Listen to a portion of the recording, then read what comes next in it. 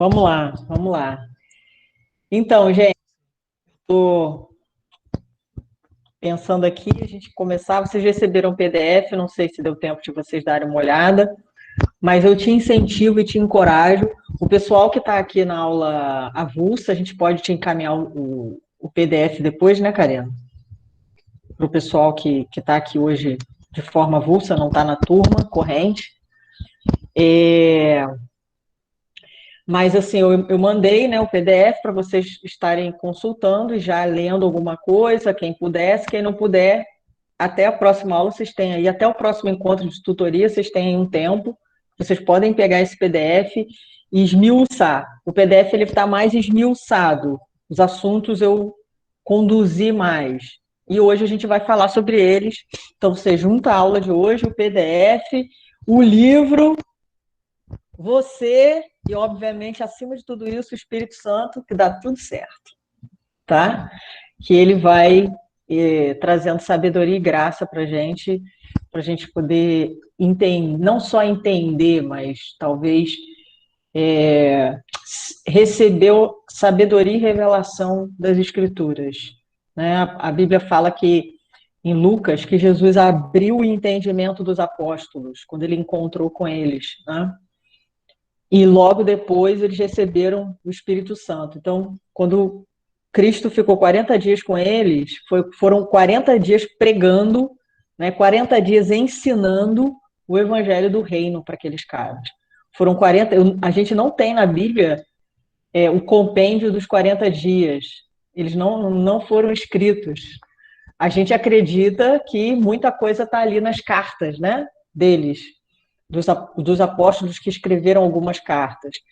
Mas durante 40 dias, Jesus ficou ensinando o Cristo ressurreto. Jesus já morto na cruz, ressuscitou, ficou 40 dias com os apóstolos, ensinando o evangelho do reino para eles, né? Compartilhando o reino com aqueles homens. Eu, particularmente, acredito, queria muito ter estado naquela reunião, mas não deu. Mas, assim, eu acredito muito que esses 40 dias foram suficientes para sustentar a trajetória dos apóstolos nos primeiros séculos da Igreja de Cristo, né? Pelo menos até o terceiro século que a gente tem. Então, eu creio que não só a trajetória deles com Jesus, caminhar com Cristo durante 3 anos, mas principalmente passar 40 dias, 40 dias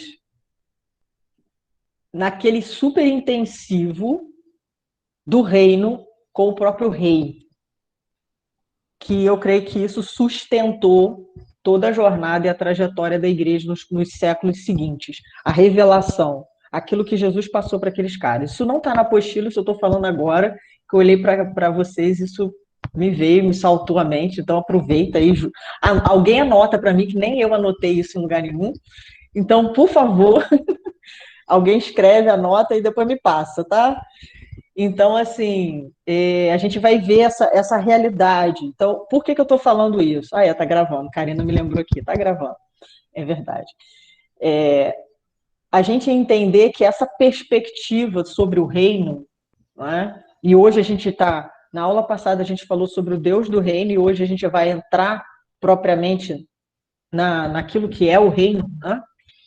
Então, mas a gente precisa ajustar algumas coisas. Para a gente entender a perspectiva do reino, a gente não pode pensar única e exclusivamente em um período da história da igreja ou um período das escrituras, um momento das escrituras.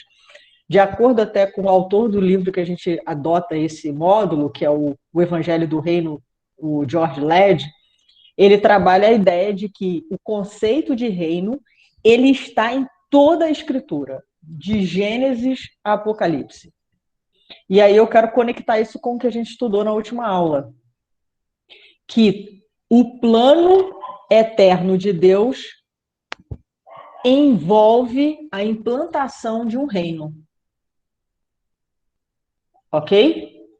Então, Deus se revelando, que foi o que a gente falou na última aula, esse Deus que busca o homem, que aceita a nossa condição de pecador, nos perdoa, nos salva, nos regenera. Esse Deus que faz todo esse movimento, nós vimos isso na última aula, o movimento nunca foi nosso, eu e você nunca fizemos um movimento para buscar ao Senhor sem que antes ele tivesse nos buscado. Eu usei até uma expressão, nos caçado, né? Então, eu estou linkando aquele final daquela aula com a aula de hoje. Então, o que a gente vai ter? A gente vai ter um Deus que vai se revelando no decorrer da história, revelando a sua própria pessoa, seu próprio caráter, seus atributos, mas essa revelação tem um propósito. Ah, é salvar o homem. Ok, salvar o homem está dentro desse propósito, mas não é o propósito final, tá? O propósito final é o estabelecimento de uma cultura, de um ambiente, de uma realidade onde Deus vai habitar com a humanidade sem nenhuma intervenção do pecado, sem nenhuma forma de separação, de distanciamento. E que realidade é essa que a gente está falando? Reino. Reino, gente. Ok?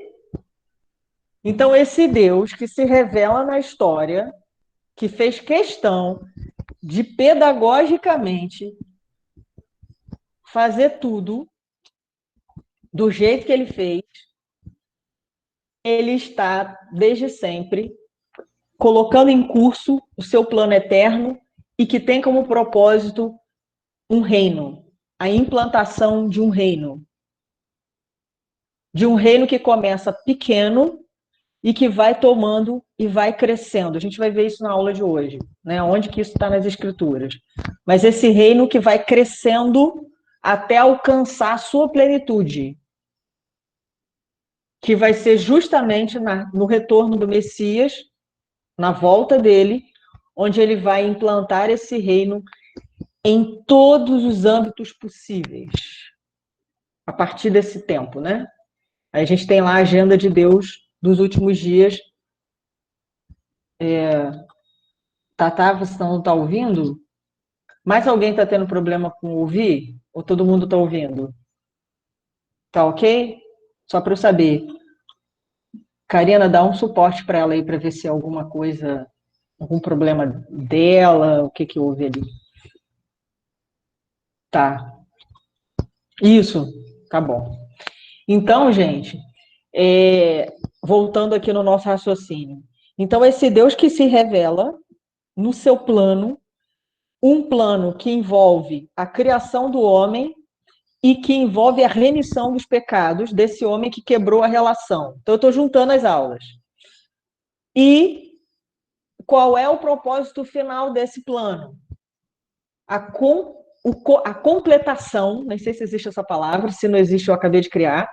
A completação, existe completude, mas eu não queria completude, eu queria uma ação completa, por isso que eu estou usando a palavra completação. A completação desse propósito, desse plano, que é esse reino que vai se completar e ser pleno um dia. Então, nós estamos a gente está dentro dessa realidade, ok? A gente está debaixo dessa realidade, debaixo dessa agenda de Deus. Você precisa entender isso. Por quê? Porque aí a sua vida vai fazer sentido. Do contrário, a sua vida vai ser uma vida fora da influência dessa realidade. E aí a sua vida vai ser uma vida como um réis mortal qualquer. Um terráqueo. Eu costumo chamar carinhosamente de terráqueos. Sua vida vai ser como de um terráqueo. Tá? Que a Bíblia chama de homem natural. Então, assim, quando a gente quer alterar a nossa forma de ver o reino, obviamente, olhando para as escrituras, é com a intenção de mudar a nossa maneira de pensar, a nossa posição diante de Deus, diante do mundo. Nós não temos aqui o objetivo de enfiar coisas na cabeça de vocês. Ou seja, conhecimento. Isso aí tem trocentos livros publicados, você fique à vontade, está lá. Vida de terráqueo. Deus me free. Gostei dessa. É isso aí, Débora. Por quê? Porque a gente precisa entender essa alteração. A gente precisa entender o lugar que nós estamos. O lugar que nos foi dado de volta. Tá? E aí conecta com a palavra da última aula, quando a gente falou de Deus, do homem que tinha uma relação com a voz e com a presença, e isso foi quebrado, e que todo o processo de restauração e salvação tem a ver com a reconciliação disso. Mas essa reconciliação, ela não para aí, essa reconciliação não acontece por um simples ato de reconciliar. O fim não é a reconciliação, o fim é a implantação desse reino. Ok? Que já está aqui e que está no seu processo de completação, ok? Ajustados essas conexões, que tem a ver com a aula passada, nós vamos hoje, na aula de hoje, trabalhar diretamente os conceitos desse reino. E alguns conceitos que foram perdidos no decorrer até da história da igreja, que eu não vou falar aqui de história da igreja, mas no decorrer da história da igreja, principalmente a partir do terceiro século, a gente vai ver muita coisa mudando na mente e nos conceitos daqueles homens. Muita coisa mudando. Isso vem acontecendo até os dias de hoje. E, de certa forma, contaminaram as perspectivas sobre o reino que estão construídas na minha e na sua mente. Então, a aula de hoje ela tem a ideia de plantar uma semente de mudança de mente, sabe? Sobre o reino. Plantar uma semente para que a gente pense sobre o reino de forma diferente. Talvez o que eu vá dizer aqui não tem nada novo, até porque a Bíblia está lá, ela não muda. Mas a perspectiva, a maneira que você vai enxergar, a forma que as escrituras vão se abrir para você, eu creio que esse é o meu objetivo aqui. Amém? Então vamos lá. Então, eu coloquei para vocês que Jesus deixou muito claro para a gente que o reino que ele estava falando não era desse mundo. Né? Ele fala isso com clareza. O meu reino, a gente vai ler esse versículo, vou até daqui a pouco apresentar, ele deixa muito claro isso, que o reino dele não é desse mundo. O que ele está querendo dizer com isso? Ele está dizendo o seguinte, basicamente, essa palavra mundo, no original, ela vem com ela é cosmos. E aí, quando a gente vai estudar essa palavra cosmos, a gente encontra a ideia de uma ordem. Então, a palavra cosmos fala de uma ordem, de como as coisas se ordenam, de como as coisas funcionam. O que Jesus está falando quando ele diz que o reino dele não é desse mundo, ele está dizendo, olha, a minha instância de influência, aquilo que eu promovo, quem eu sou e o que eu faço, não está ordenado, não funciona como o funcionamento e a ordem do mundo, né? A ordem, vamos dizer assim, caída. Então a gente teria aí Jesus dizendo: há uma ordem, algo que se ordenou depois do pecado, ou a gente poderia dizer se desordenou, e criou uma ordem nova, uma ordem que eu chamo de ordem caída. E Jesus está dizendo: ó, mas o meu reino não é desse mundo, o meu reino não funciona de acordo com essa ordem. Pelo contrário. E aí a gente vai ver nas escrituras, ela ensinando para a gente qual é a ordem do reino. E por que isso é importante a gente entender e a gente olhar para essa realidade? Porque se a gente não compreende que o reino dele não é desse mundo, a gente vai tentar encaixar o reino dele no nosso mundo. Nosso, que eu digo, da ordem caída. A gente vai tentar traduzir Jesus de acordo com as nossas perspectivas e com a nossa expectativa de reino. Os discípulos fizeram exatamente isso. Né? A gente vai ver lá Pedro, aquele Pedro impulsivo, cortando a orelha do soldado, Por quê? Porque na cabeça de Pedro, eles iam tomar Roma, destruir Roma e resolver os problemas dos judeus, libertar todo mundo, né? E aí Jesus ia sentar na cadeira lá do imperador de Roma e iria governar o território romano. Era essa a perspectiva de reino e de mundo que aqueles homens tinham. Mas essa não era a que Jesus estava comunicando. Não tinha nada a ver. Então, quando a gente precisa entender que reino de Deus não é desse mundo, não funciona de acordo com a nossa forma de funcionar, com a nossa, que eu digo, da ordem caída, e a gente precisa entender isso para que a gente entre na realidade dele, através do arrependimento. Tá rápido? Eu vou mais devagar. Estamos indo juntos? Vou projetar que eu fiz um slide bonitinho aqui. Velocidade está boa? Obrigada, Ana. Só para a gente... Deixa eu pegar aqui, gente. Eu não abri ele antes. Espera aí, só um minutinho.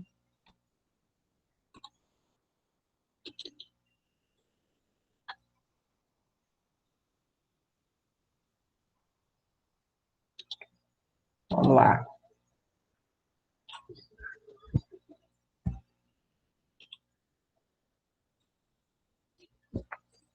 Tá dando para ver? Sim. Acho que sim, né? Vamos lá. Que eu não vejo mais vocês. Qualquer coisa, vocês me avisam que eu vejo aqui pelo celular, que eu estou ligada aqui. Então, vamos passar aqui. Então, eu estou justamente trabalhando algumas questões sobre isso aqui com vocês.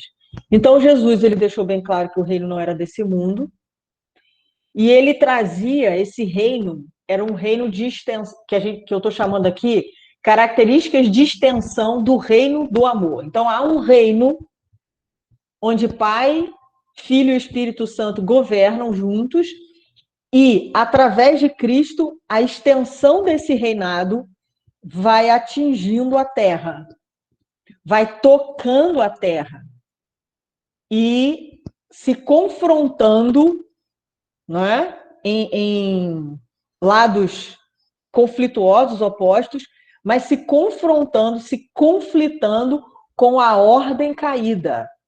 Então, essas duas coisas estão em sentido contrário. Esse reino de amor que está crescendo entre nós, que foi inaugurado desde a eternidade, é de eternidade a eternidade, esse reino ele está vindo de encontro à ordem caída, tá? Ok? Então, vai chegar o momento que esse reino vai tomar toda a ordem caída. Tudo aquilo que é caído vai se render ao reino de amor. Tudo que é caído vai reconhecer o rei, que a Bíblia fala. Todos vão se curvar. Então, eu estou falando de uma outra maneira aquilo que a Bíblia nos mostra. Mas imagina comigo a ideia de algo que vai crescendo, que é o reino do amor, que é esse, no caso, o evangelho do reino, é as boas novas sobre esse reino de amor. Então, é o reino de amor tocando a ordem caída, tocando o mundo, a ordem caída, e alterando essa ordem, colocando ela de acordo com a ordem de Cristo. Ok? Eu lembrei de um texto, que eu não coloquei ele aqui no estudo, mas me veio ele à mente aqui agora, quando Jesus fala assim, sobre essa relação de mundos, né? Quando Jesus fala assim, João capítulo 6, 31, se eu não me engano. No mundo vocês vão ter aflições. É um texto que a gente gosta pra caramba para pregar sobre dar encorajamento e tudo mais. Mas esse versículo, ele encoraja, mas ele não tem necessariamente esse objetivo. Mas vamos lá, Jesus falou para os seus discípulos, a minha paz vos dou, porque ela não é desse mundo, ele usando a palavra mundo. E aí ele fala, no mundo vocês vão ter aflições, mas tem de uma boa alma, tem de bom ânimo, né? Tem de uma alma reativa, de uma boa reação, mas tem de bom ânimo. Por quê? Por que vocês têm como ter bom ânimo diante das pressões dessa ordem caída, desse mundo, desse cosmos que se organiza a partir do pecado? Estão me entendendo? A partir da queda. Esse cosmos caído, esse mundo, estou usando as palavras que significam mundo, né? Essa ordenação caída. Vocês vão ser muito afligidos, como eu gosto de dar o exemplo de uma semente que cai na terra, que entra e que ela é pressionada. E porque ela é pressionada é que ela nasce. É que nasce alguma coisa ali, por causa da pressão. E é mais ou menos isso que a gente pode olhar para esse texto e entender. Então, Jesus está dizendo, olha, vocês, meus discípulos, vão estar no mundo, na ordem caída, sofrendo pressões dessa ordem. Por que você está sofrendo pressões? Porque quem vive reino vive na contramão do mundo, vive na contracultura. Os valores e princípios, que é uma aula que a gente vai ver mais para frente, são contrários, vão de encontro, conflitam. Né? A forma de viver. Mas não é um conflito julgatório, não é um conflito de legalismo religioso. Eu não estou falando desse tipo de conflito. Eu estou falando de um conflito de forma de viver. Eu poderia citar alguns exemplos, né? Mas eu vou deixar mais para frente porque a gente vai ter mais uma aula mais para frente que a gente vai compondo essa ideia. Então, Jesus está dizendo, olha, no mundo vocês vão ter aflições, mas tem de bom ânimo, tem de uma boa reação, reajam bem. Por que vocês vão reagir bem? Porque eu venci o mundo. Eu venci o mundo. No mundo vocês vão ter aflições.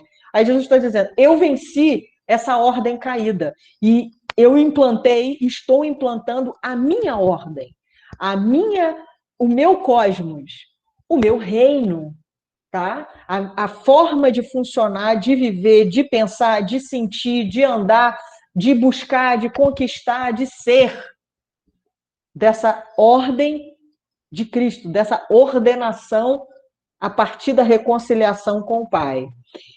Continuando, então, pelo Pai em Cristo, ele tem, que ele está falando aqui, né? Eu estou falando, o reino, tem natureza em outro mundo, a partir de uma outra ordem de... Ih, gente, desculpa aí, depois vocês consertam. Um errinho de português que passou pela minha revisão.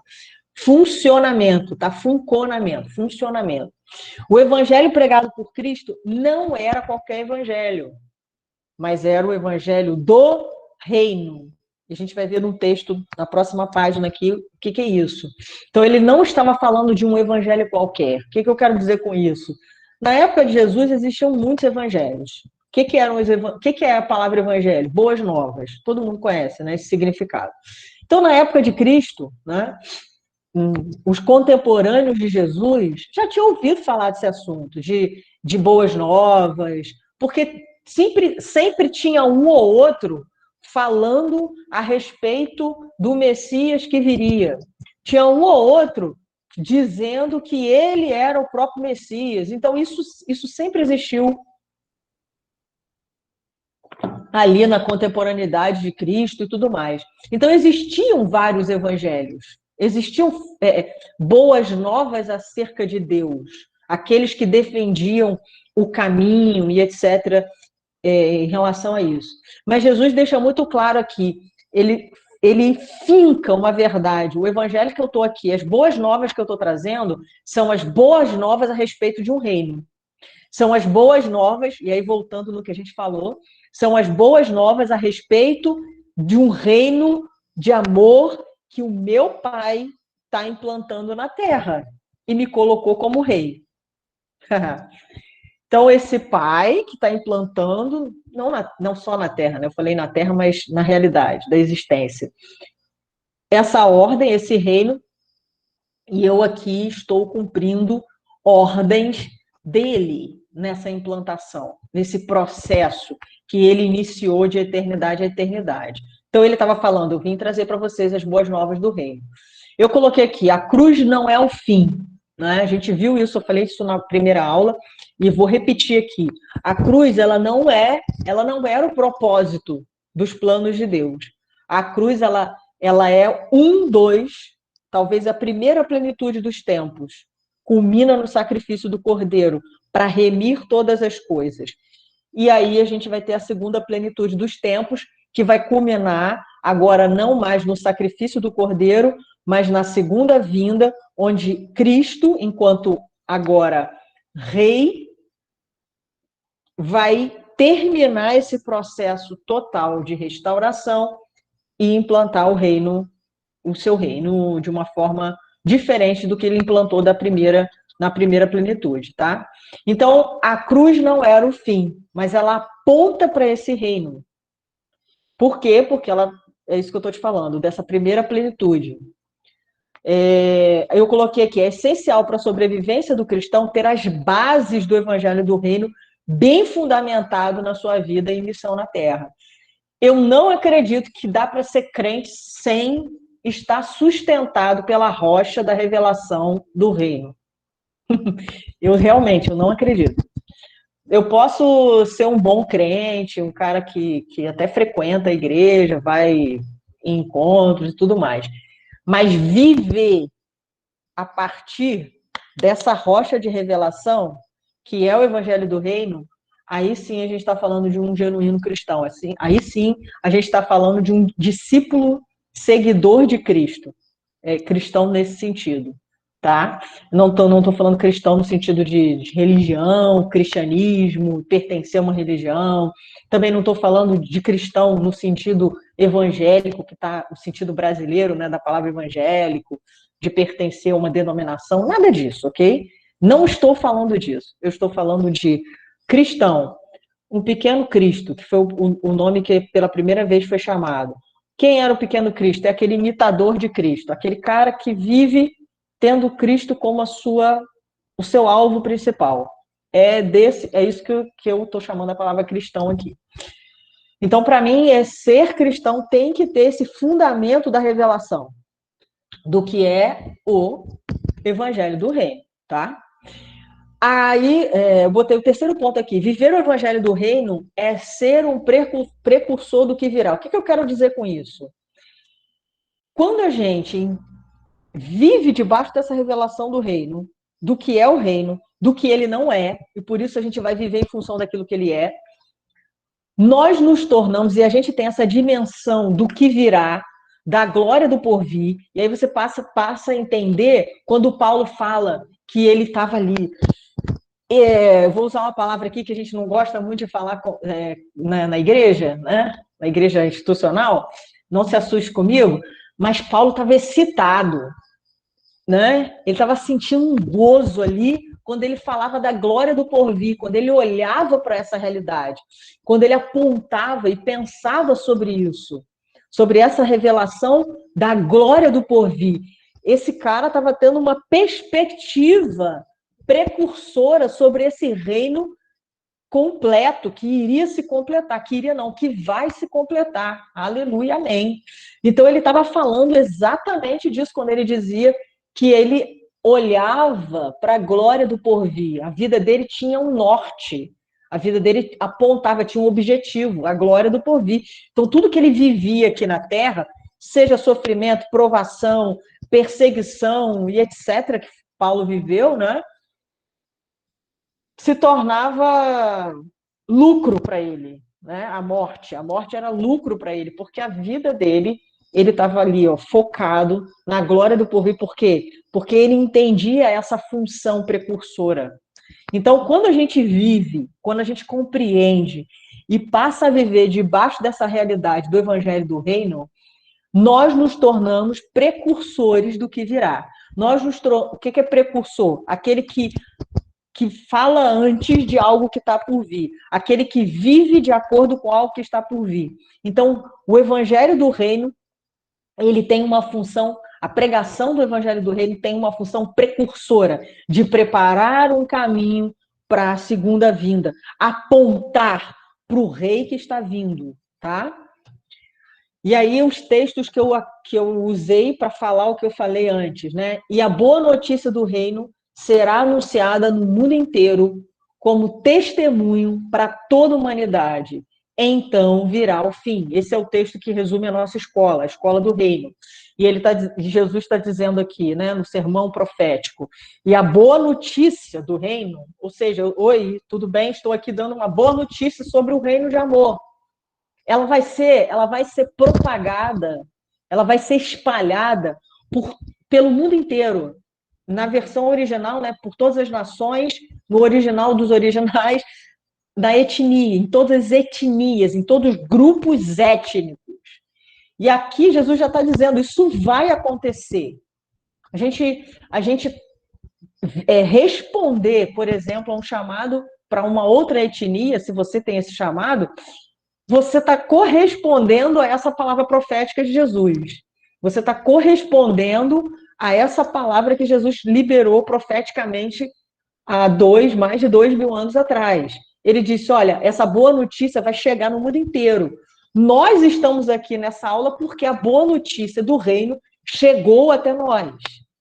Né? Ela saiu lá de Jerusalém, ganhou a Europa, ganhou o Oriente Médio primeiro, depois ganhou a Europa e agora chegou, agora que eu digo, alguns séculos aí, chegou às nações da Terra. Mas ainda existem muitas etnias que nem sequer ouviram e conhecem sobre o reino.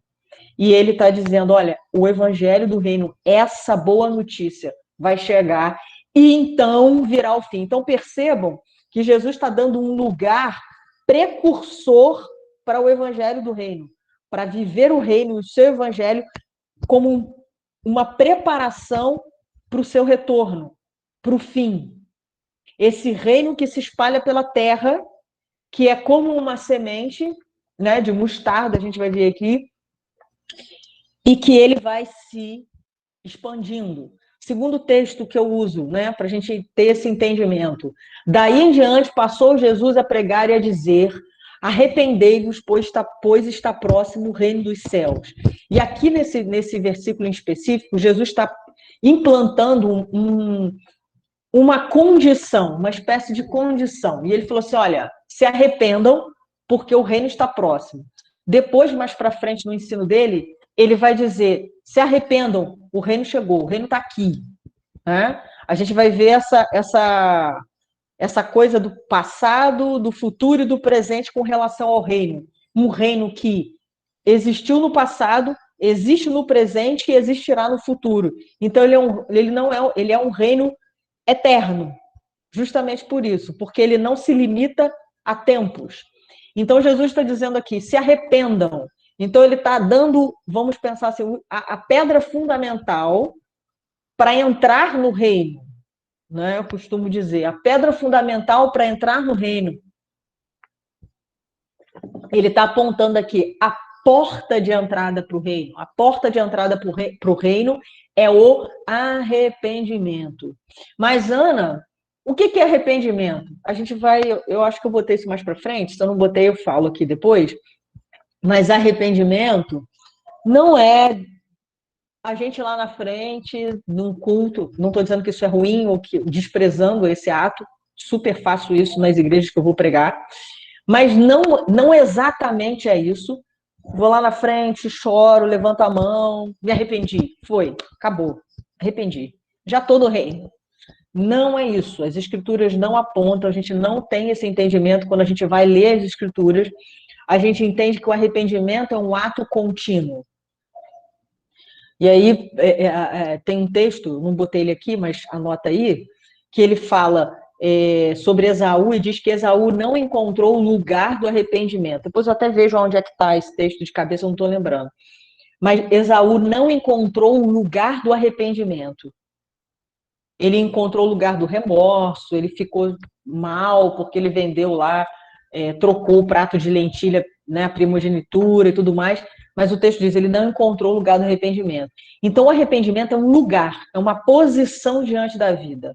O arrependimento fala de um processo que nos altera, e não nos altera só no primeiro, no início da nossa caminhada com Cristo, nos altera durante a caminhada, porque a gente começou a caminhar com Jesus, né? Quando a gente ali crê no nome dele, crê nele, e dali se starta, dali se inicia um processo, que é o que eu estou chamando de um arrependimento contínuo. A gente vai falar mais disso.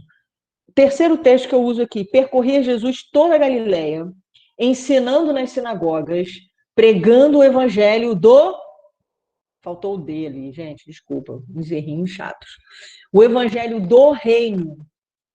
Que evangelho? Do reino. E curando toda sorte de doenças e enfermidades entre o povo. E aí a gente vai entrar nessa coisa do conceito, né? Então tá bom, Ana. O que de fato, então, é o reino? Né? Ok, você falou isso tudão aí, você falou isso tudo. O que é o reino? E aí eu resumi aqui para vocês o que está na apostila, que está lá no PDF que eu mandei para vocês. O que é o reino, no final das contas?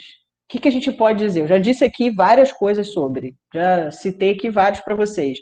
Mas o que seria o reino? Resumindo aqui, é uma realidade espiritual de governo absoluto do eterno. Quem disse isso foi o George Led, que eu capturei lá do livro que a gente está lendo durante esses 3 meses do primeiro módulo. É uma realidade espiritual, ou seja, sua natureza é espiritual, não é caída, não é natural, a sua natureza é espiritual.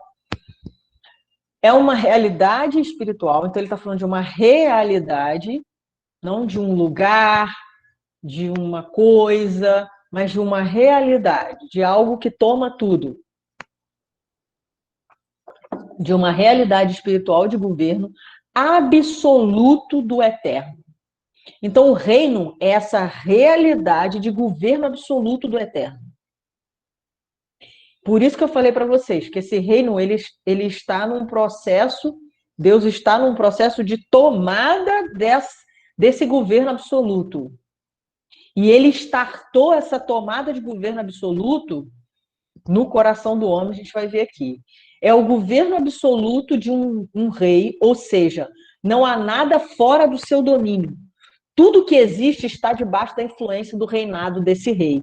Então, quando a gente pensa em reino, quando a gente fala de reino, a gente está falando de algo, de uma realidade espiritual, de governo absoluto, de um Deus que é soberano, aquele Deus que a gente conversou na aula passada.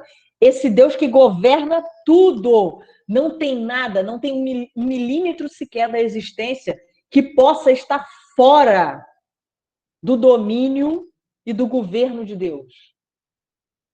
Ué, Ana, mas e o homem caído? Ele não faz o que ele quer? Dentro da esfera daquilo que Deus permite. Tá? Nós não temos como agir fora. Não existe esse fora.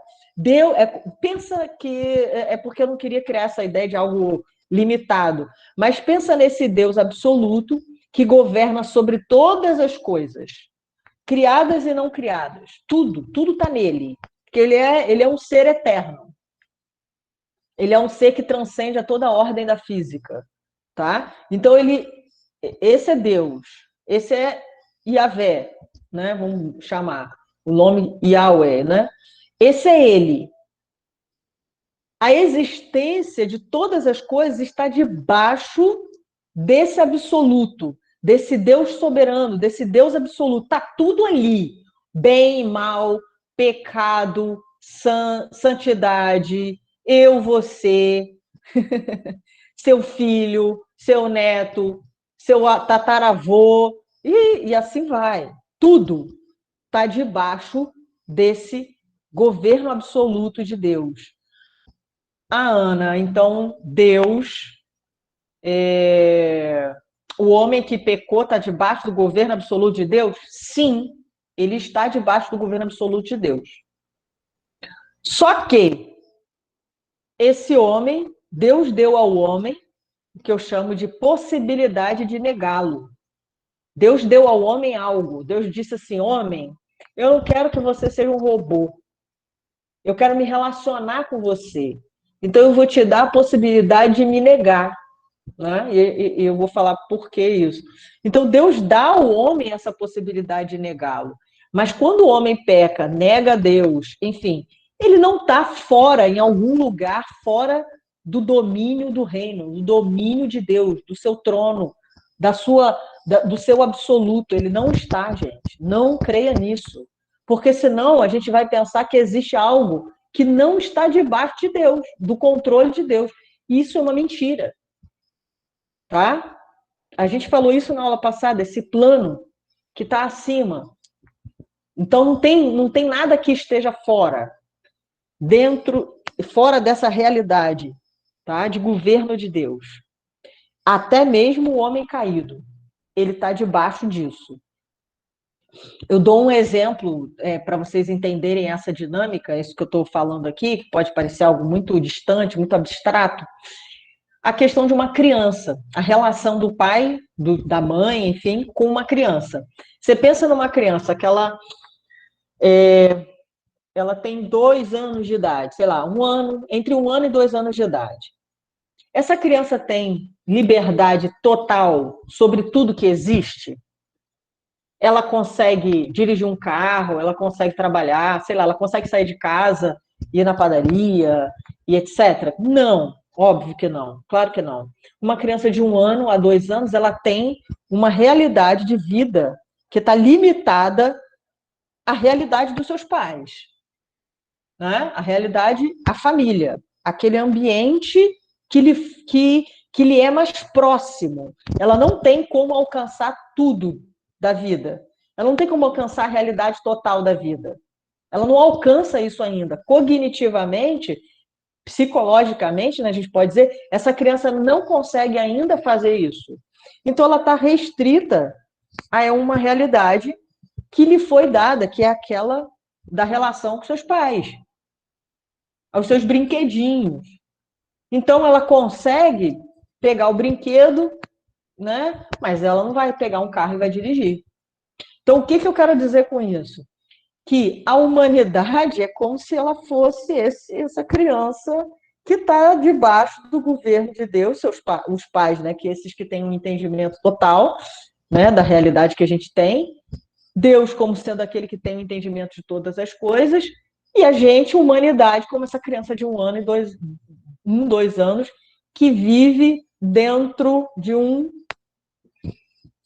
cercadinho aí existencial, de um cercadinho que Deus nos colocou. E a gente acha que o nosso cercadinho é o must, é o máximo, eu sei sobre tudo. Não, você não sabe, eu não sei, ninguém sabe. Só Ele, só Deus sabe de todas as coisas.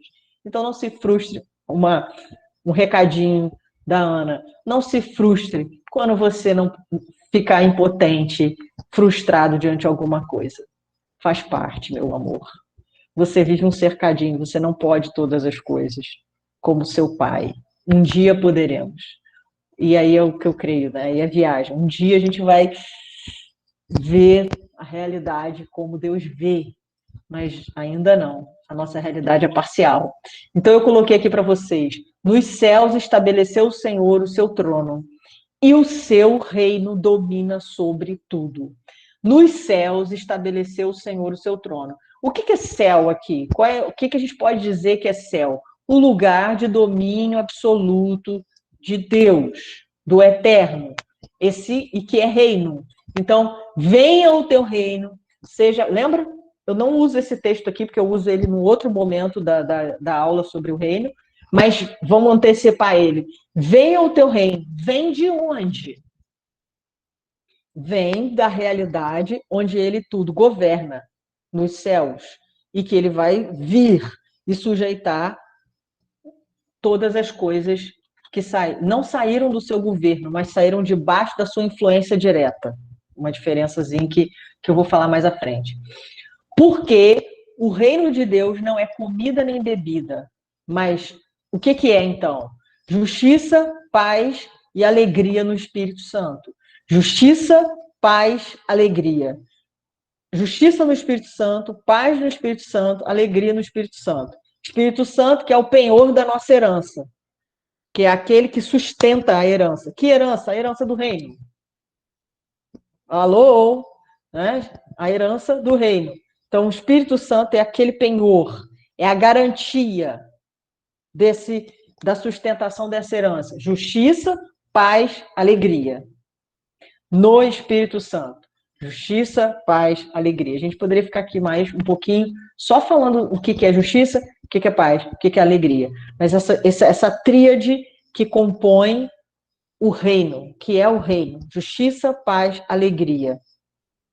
Sustentados, promovidos pela ação do Espírito Santo no interior do homem. E aí a gente está falando já de uma característica do reino, porque Jesus está dizendo aqui, nem Jesus, desculpa, mas Paulo, né? Ou Jesus, depende. Porque o reino de Deus não é comida nem bebida.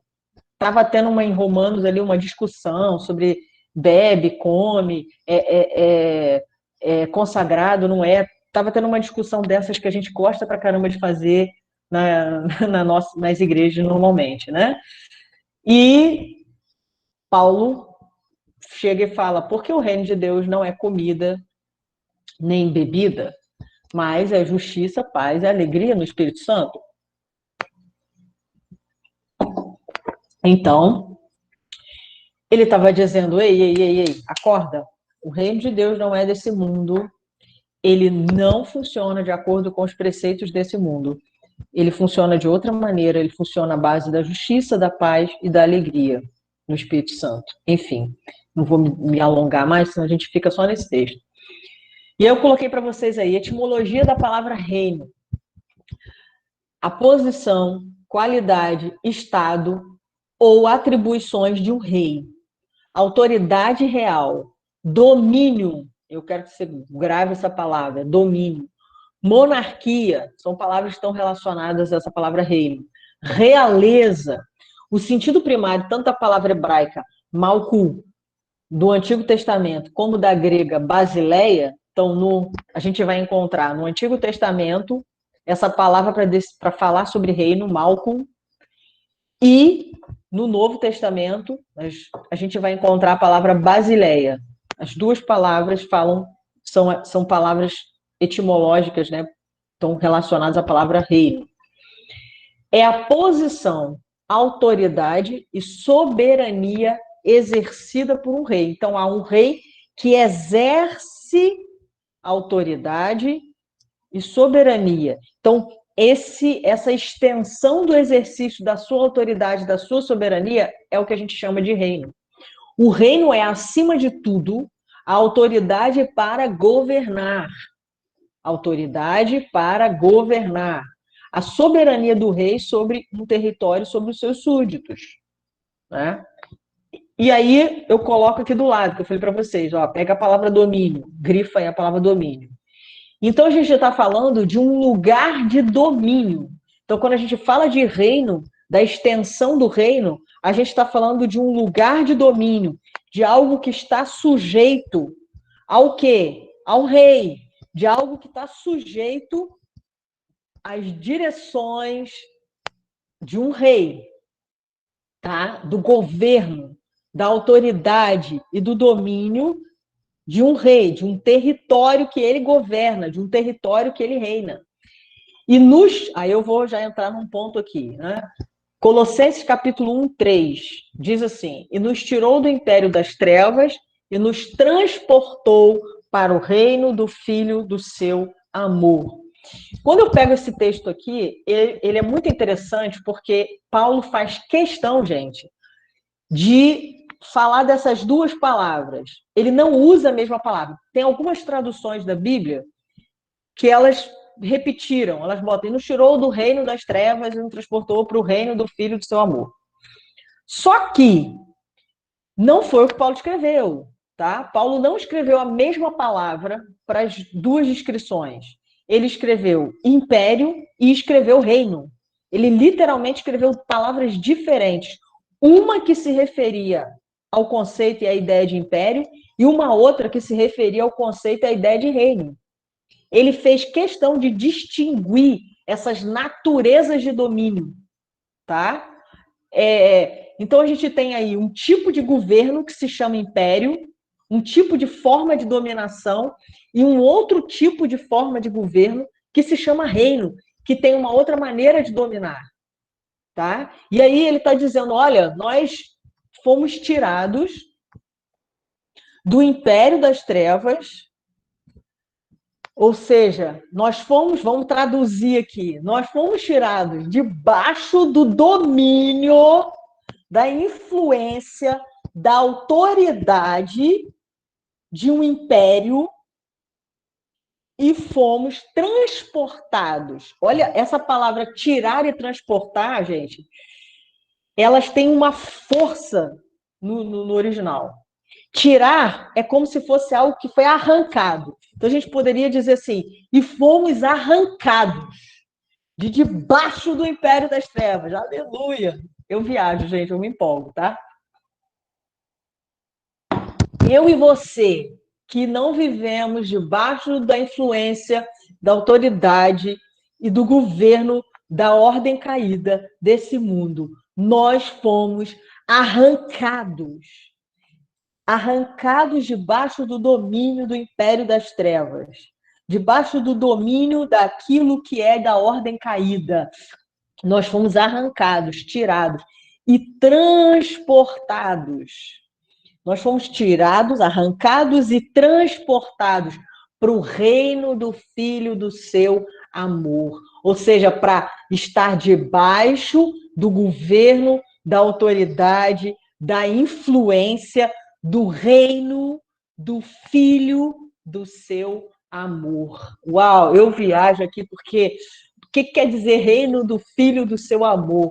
Quer dizer governo e influência daquele que foi gerado em amor.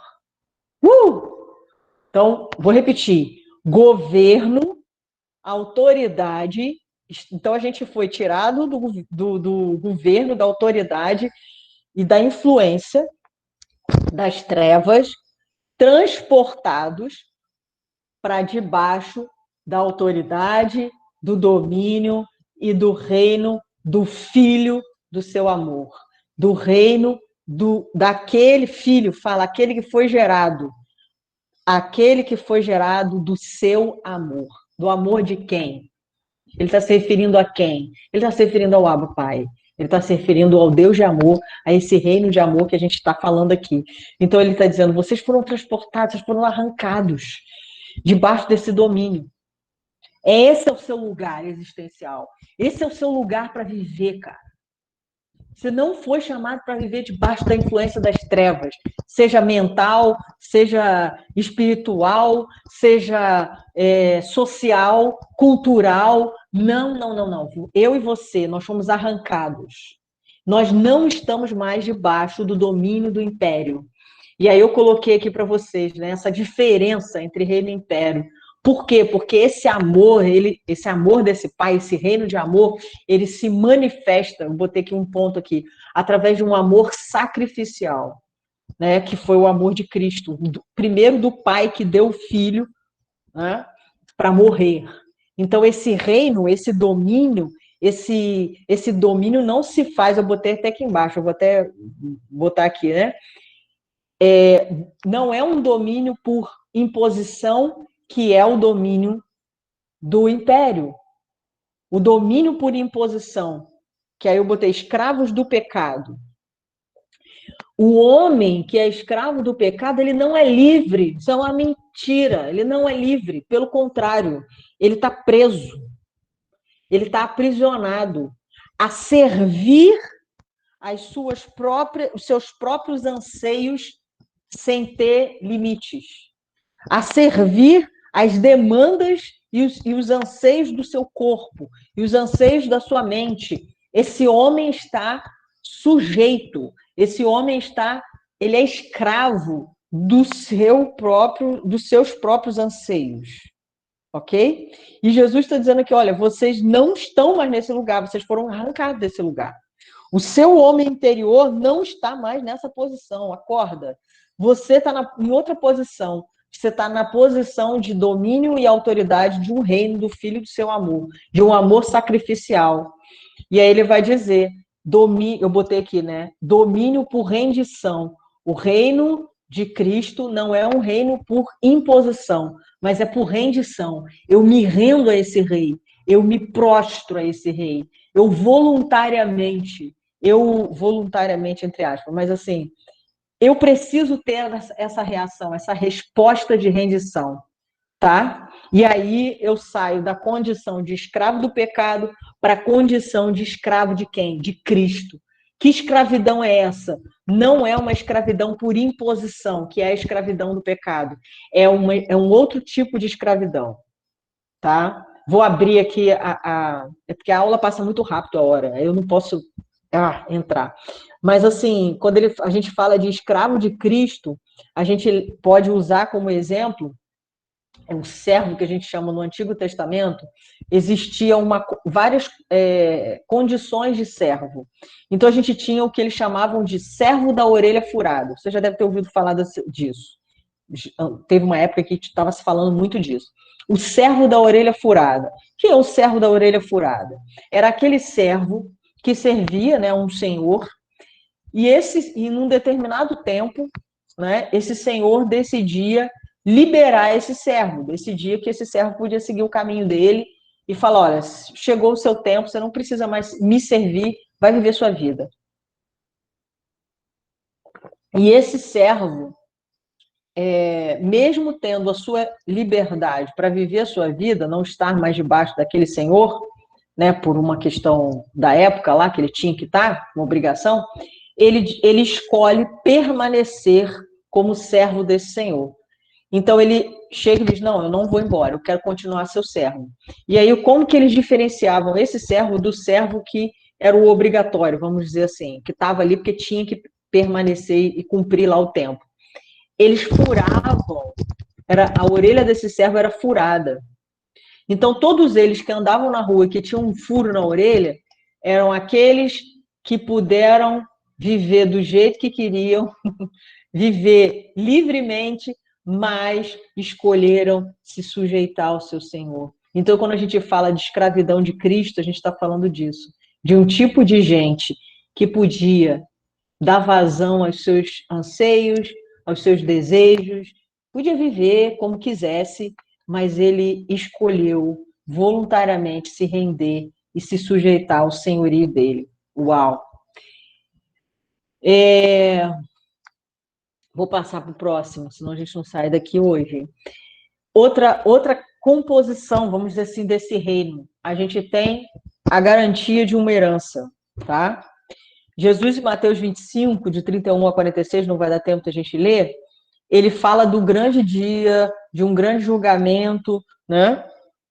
E ele fala: quando viesse o Filho do Homem, e no verso 34 ele diz assim: vinde, benditos do meu Pai, entrai na posse do reino.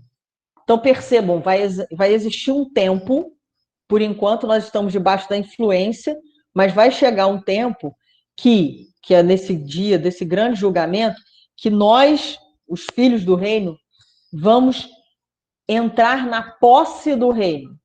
A gente vai possuir, aí é outra condição, tá? Na posse do reino que vos está preparado. O que está preparado? O reino. Desde a fundação do mundo. Por isso que eu falei para vocês que o reino não é agora. O reino é ontem, hoje e amanhã. Jesus deixa bem claro a expressão do reino como uma herança preparada antes da fundação do mundo. Uma realidade que os filhos do reino tomarão a posse completa. Onde esse reino está? Jesus disse: interrogado pelos fariseus sobre quando viria o reino de Deus, Jesus lhe respondeu: não vem o reino de Deus com visível aparência. Aqui Jesus já estava indicando o que ele estava falando sobre o reino, mas os caras não estavam entendendo. Vamos entender a gente, tá? Que o reino de Deus não tem nada a ver com visível aparência, não tem nada a ver com o que a gente constrói. Eu não quero falar mal de nada aqui, não estou aqui para isso, mas não tem nada a ver com o que a gente edifica visivelmente. O reino de Deus não se resume a isso. Isso pode existir? Claro, ninguém está dizendo que não possa, mas isso não é o reino. Bota isso na sua cabeça. Isso não é o reino. As nossas estruturas não são o reino, tá? O reino não está circunscrito à estrutura que você vai todo domingo ali. É o reino, cheguei no reino. Não, o reino é tudo. Tudo que está do lado de fora é o domínio completo. tá bom? Então ele está dizendo aqui, Jesus vai e diz, o meu reino não vem de visível aparência, nem dirão, ele está ali ou ele está lá. Não tem essa localização.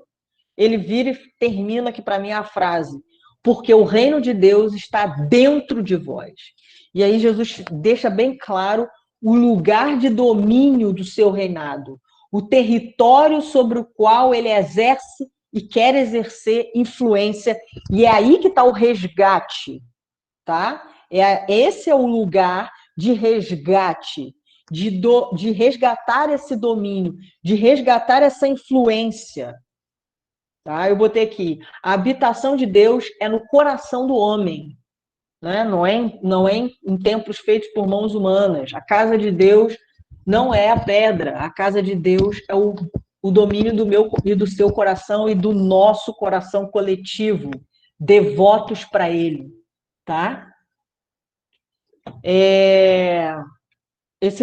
E aí ele iniciou o processo de restauração de todas as coisas. Onde?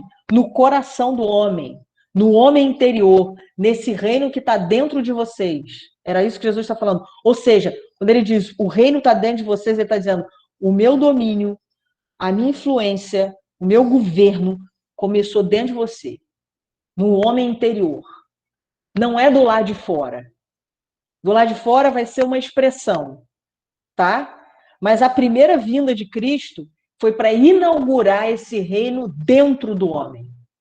Foi para inaugurar esse reino através da porta do arrependimento e restaurar e iniciar o processo de restauração de todas as coisas a partir do nosso coração que lá no Éden quebrou a relação com o Pai e criou seus próprios caminhos.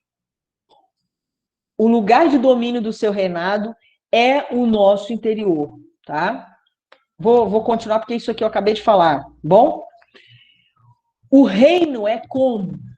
É como se compara, né? É como nesse sentido, se compara. Aí Jesus vai ter uma série de parábolas e aí depois ele cita essas duas que falam sobre o reino.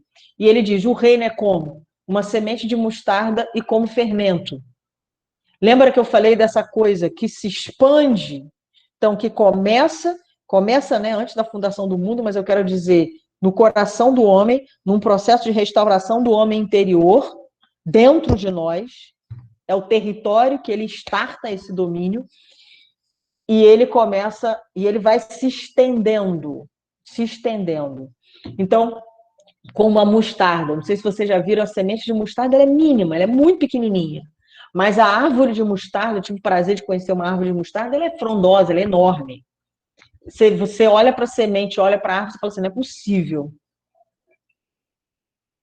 Não é possível que essa mínima sementezinha, que some ao olho nu quase, dê numa árvore tão grande como essa. Pois é. E é exatamente isso. Ele está falando de um reino que começa e ele se expande. E aí Jesus fala isso em Lucas 13, 18 a 21. Jesus, nesse texto, quando ele fala, né, que o reino de Deus é como a semente de mostarda que é plantada, ou como um fermento, Jesus vai dizer, porque eu não vou parar aqui para ler os textos, senão a hora está passando muito rápido, né? Não sou eu que tenho muita coisa para falar, não, é a hora que está passando muito rápido. Então, assim, Jesus está falando, né, desse fermento que é colocado na massa e ela cresce. Esse fermento que é algo também tão pequeno. Então, gente, o reino de Deus ele começou assim, dentro, no coração do homem, de cada homem. E ele está se expandindo, tá? E a ideia de que vai chegar um momento que ele vai ser completado, tá? Guarda isso, esse reino que iniciou no coração do homem, o resgate do homem, para se completar na segunda vinda e naquilo que vai se suceder pós.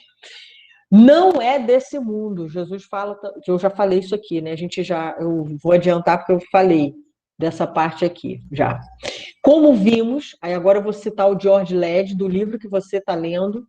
Como vimos, se eu não me engano, aqui eu estou citando a página 23 do livro, é isso mesmo, página 23 do livro O Evangelho do Reino, do George Led. Como vimos, o reino de Deus, basicamente, é o reinado soberano de Deus. Mas o reino de Deus se expressa em diferentes estágios ao longo da história da redenção, ao longo da história do plano eterno, tá? Que é um plano de restauração e redenção de todas as coisas. Portanto, os homens podem entrar na esfera do reino de Deus em seus vários estágios da manifestação e vivenciar as bênçãos de seu reino em graus diferentes. O reino de Deus é a esfera da era vindoura, popularmente chamada de céu. Olha aí, céu não é um lugar tão que, sei lá, a gente cria metafisicamente a ideia de um espaço, não sei. Não, gente, céu é domínio absoluto do rei, domínio absoluto de Deus, presença absoluta de Deus. Inferno, ausência. Céu, presença absoluta, inferno, ausência. Né? Então, a característica do inferno é não ter Deus lá, não ter nada de Deus. Eu costumo dar a ideia e mostrar para vocês que céu, três realidades que a gente viveria. A realidade céu, a realidade inferno e a realidade atual, que Paulo chama de parcial. Né? Essa realidade parcial que a gente vive. Céu, domínio absoluto. Estamos indo nessa direção, né? Para completar esse reino e esse domínio ser absoluto. Inferno, ausência total de Deus. E tudo que é da característica de Deus, que é atributo de Deus, que é da pessoa dele, não existe no inferno. Eu vou dar alguns nomes aqui para vocês. E quando a gente pensa na nossa realidade atual, que está nesse meio aí, que seria essa realidade parcial, parcial em que sentido? Eu tenho partes do céu, partes da influência de Deus e também tenho a realidade caída, convivendo no mesmo tempo da história. Ok? Então eu tenho as dualidades, dor, alegria. Ok? Eu tenho amor, tenho egoísmo, tenho ódio, que são expressões, uma, da ausência de Deus, por exemplo, a maldade é expressão da ausência de Deus, a bondade, aí eu estou pegando até dois, fruto do espírito e obra da carne, né? A maldade, como uma expressão de ausência de Deus, e a bondade como expressão da presença de Deus. Então, eu estou falando de uma característica céu e de uma característica inferno. Essas duas realidades, a gente vive nelas hoje. A gente vive, vamos, entre aspas aqui, pedaço de céu, pedaço de inferno aqui na Terra. Que é essa realidade parcial, onde convive santidade e pecado. Ok? Mas nós estamos indo ao encontro, estamos nesse processo dessa semente de mostarda que está crescendo, para completar o domínio absoluto de Deus. E aí ele vai falar, o reino de Deus é a esfera da era vindoura, daquilo que está por vir. Assim devemos entender as bênçãos de seu reinado na perfeição de sua plenitude. Mas o reino está aqui agora. Há uma esfera de bênção espiritual na qual a gente pode entrar hoje, now, que foi o que Jesus trouxe, curando enfermos, tocando o coração da mulher adúltera, perdoando o pecado, mais o que? Libertando cativos, demônios indo embora. Ou seja, essa esfera do reino do aqui e agora, essa bênção espiritual tocando a terra e bum! Tocando o homem, mostrando que é o, mostrando pedaços, mostrando feixes do que é o reino, do que é o domínio absoluto, ok?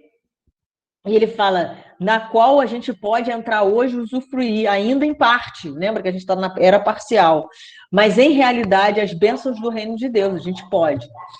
E aí eu trago um outro entendimento que eu creio que seja muito também importante para a gente poder viver debaixo dessa realidade que a gente está falando aqui, que não é uma realidade ideal, utópica, gente. É uma realidade que pode ser diária, cotidiana, ordinária. Eu posso viver reino de Deus diariamente na minha vida. E eu coloco aqui para vocês o Cristo, Salvador e Senhor.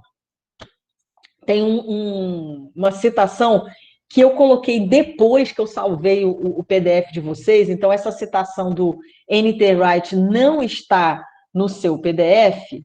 Então, você vai pegar aqui na gravação depois. Mas o N.T. Wright diz o seguinte: N.T. Wright é um teólogo holandês ou inglês, não lembro ao certo aqui. Depois Salles, a nossa enciclopédia, fala isso. Mas o N.T. Wright, ele escreve vários livros, um deles que eu amo muito, que é esse aqui. Espera aí, só um minuto.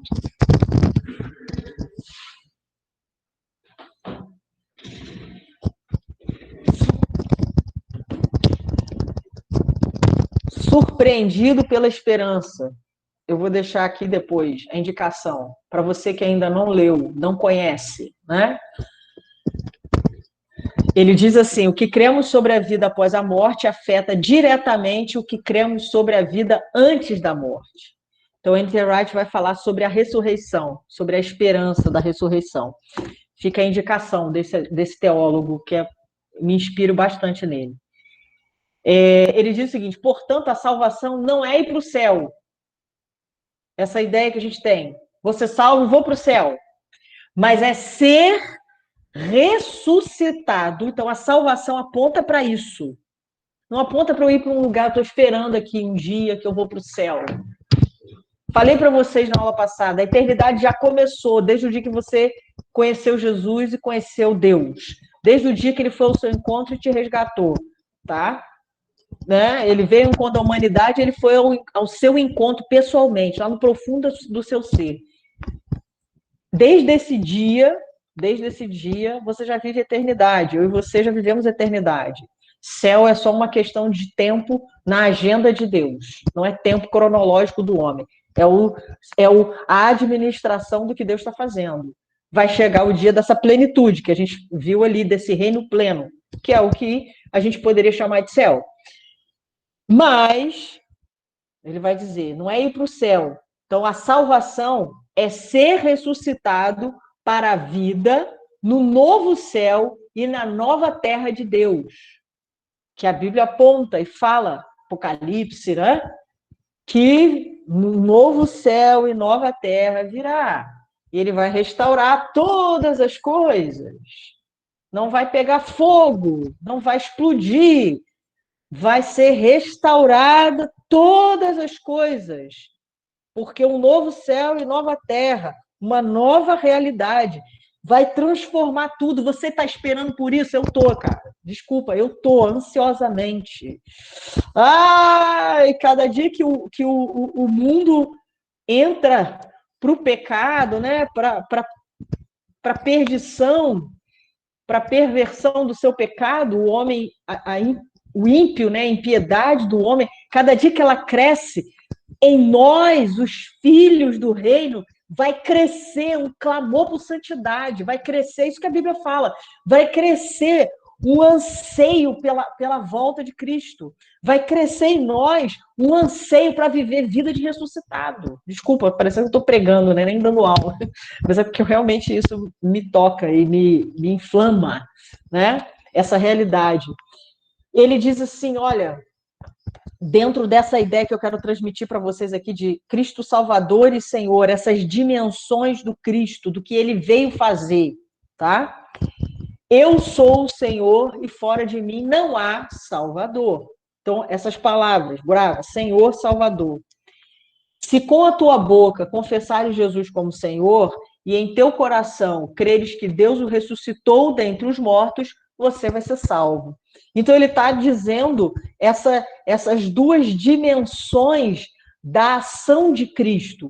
A dimensão salvífica, que a gente chama, de Salvador, aquele que veio para salvar, que a gente já viu ali, ser ressuscitado para a vida no novo céu e na nova terra de Deus. E a dimensão da ação de Cristo de senhorio. Então, é uma dimensão de salvação e uma dimensão de senhorio. É isso que eu quero que você entenda aqui comigo, essa forma de pensar a coisa. Então, eu disse para você já, o homem interior é o território de domínio do reino, tá? Para que daí o domínio se estenda sobre todas as coisas criadas. Então, Deus foi e implantou a semente de mostarda da salvação no coração do homem, resgatando, arrancando do império das trevas, tá? E aí ele nos regenera para ele vir com o seu governo, para ele governar todas as coisas através de mim e de você, restaurando esse homem interior. Então, as Escrituras apresentam Jesus como Salvador, mas também como Senhor da humanidade caída. Você vai entender o que eu quero dizer aqui, tá? Ele não se apresentou apenas como Salvador, mas também como Senhor. Na verdade, uma dimensão depende da outra para que a gente possa viver o reino, tá? Eu vou resumir aqui o que eu falei, né? Eu coloquei aqui para vocês, não existe uma realidade passiva diante da salvação, tá? A gente responde. O que eu quero dizer sobre essa dimensão Senhor e Salvador? O Cristo que se revela como Salvador para mim e para você, não sou eu e você que fazemos o trabalho da salvação, é o Espírito Santo. É ele que nos convence do pecado, da justiça e do juízo. É ele que promove arrependimento. Só que nós precisamos nos render diante da ação do Espírito Santo. Não vou entrar aqui em questões teológicas, que não é o objetivo dessa aula.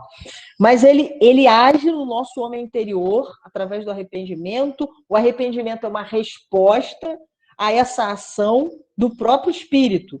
Uma rendição nossa, do coração do homem. Esse homem se rende. E aí esse homem se rende. Salvação. Ele creu. Ele confessou Cristo. Mas eu e você precisamos viver o que eu chamo da dimensão do domínio e do senhorio de Cristo sobre toda a nossa vida. Senão nós não sustentamos um processo do que Paulo chamou de desenvolvimento da salvação. Porque nós precisamos ter Cristo como Senhor, como aquele que domina a nossa história. E eu vou explicar melhor isso daqui adiante. Então, o homem cai, botei aqui as palavras grifadas para ficar mais fácil. O homem caiu e ele fez o quê? Ele saiu de um lugar. Deus procura lá no Éden. Cadê você? Né? Lembra lá? Onde você está? Deus sabia onde ele estava. Né? Deus queria que ele se apresentasse. Onde você está? Onde você está? Né? Fala de um lugar existencial, de um lugar que esse homem se moveu. Que lugar que esse homem se moveu? De uma influência direta, de um governo direto do Cristo, de Deus, ali no Éden. Esse homem, então, antes vivia a partir da influência e do senhorio, da voz e da presença de Deus. Eu coloquei aqui, agora esse homem se volta para ele mesmo, se volta para o seu próprio ventre, se volta para o seu próprio corpo e vê a sua nudez. Ele se volta para o seu próprio eu. Ele passa a acreditar que ele pode ter o domínio de si mesmo e fazer as escolhas que ele quiser, da forma que ele quiser. E aí eu lembro da primeira aula, quando a gente falou de duas gerações que existiram, a de Caim e a dos filhos, né, que substituiu Abel, lá, né, Enoque, por exemplo. Duas gerações ali que existiram. Uma humanidade que andava por si mesmo, por suas próprias escolhas e conselhos, não buscava os conselhos de Deus, não buscava o senhorio de Deus, e outra geração que invocou. O homem não invocava mais. Então teve uma geração que invocou o Senhor, ou seja, se sujeitou ao seu domínio, ao seu senhorio, aos seus conselhos, que não busca viver de maneira independente, mas que vive reino que é debaixo da sua autoridade, tá? Não vive segundo seu próprio entendimento. Então, gente, a gente vai ver as escrituras o tempo todo falando disso, falando de um reino que veio para resgatar o homem interior e nos sujeitar de novo a esse lugar da presença e da voz de Deus, de andar nesse lugar de sujeição, tá? Só para a gente poder caminhar aqui.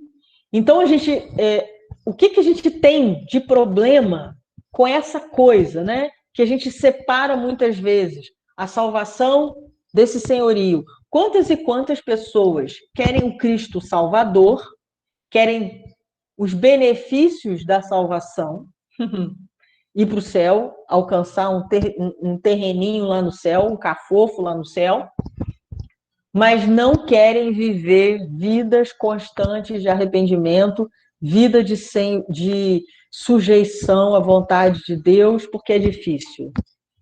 A gente tem que abrir mão da nossa, a gente tem que renunciar, a gente tem que se permitir ser quebrado muitas vezes, a gente tem que se oferecer para a morte não do nosso eu, porque eu não acredito que o eu morre, mas esse eu que não domina mais a si mesmo, achando que domina, porque o homem não tem essa condição de domínio, perdido, na verdade, em si mesmo, mas um eu, uma existência, quando eu falo eu, estou falando de existência, de uma existência sujeita, de uma existência que está debaixo desse reino de amor, tá?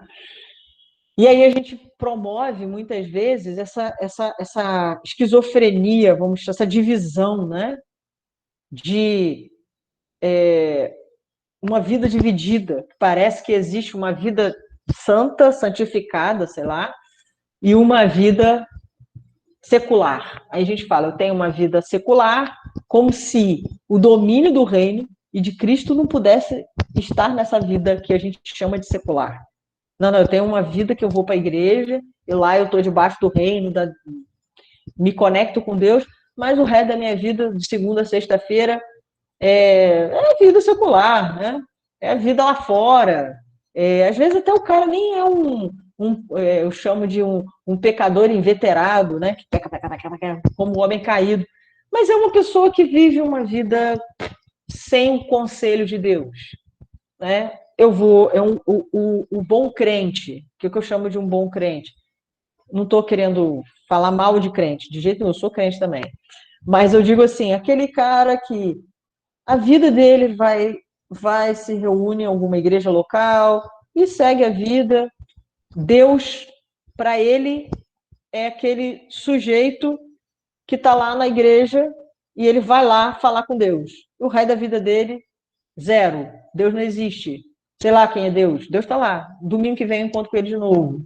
Ou ainda, Deus é aquele cara que eu só acesso quando estou no perrengue, né? Eu tomo as minhas decisões, saio fazendo as minhas escolhas, mas na hora que a consequência dá errado, ô Deus, me ajuda aí, Deus, faz alguma coisa. Deus, me dá isso, Deus, me dá aquilo. Cara, isso aí não é filho, não é reino. Não é entendimento de ser salvo e andar debaixo do senhorio de Cristo, sendo transformado segundo Jesus. Então, é viver uma vida dividida. E o que eu creio que Deus quer fazer hoje é tornar a gente seres integrais. Nós não vivemos vidas divididas. Deus quer me dar conselhos da minha profissão, Deus quer me dar conselhos no meu trabalho, Deus quer ser parte da minha vida a todo minuto dela. Todas as minhas escolhas e decisões, eu posso sujeitar a Ele. Não é que Ele vai dizer, vai para a direita, eu vou, vai para a esquerda, eu vou, igual o bebezinho. Não, eu vou conversar com Deus. Igual o Moisés fazia com Deus. Oh, Deus, você vai matar o povo? Você não disse lá que no deserto que você salvar?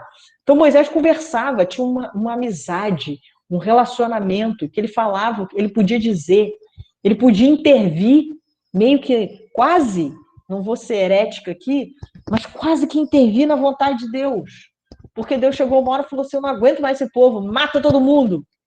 E aí Moisés, que mata? Você veio para salvar o povo, como é que mata?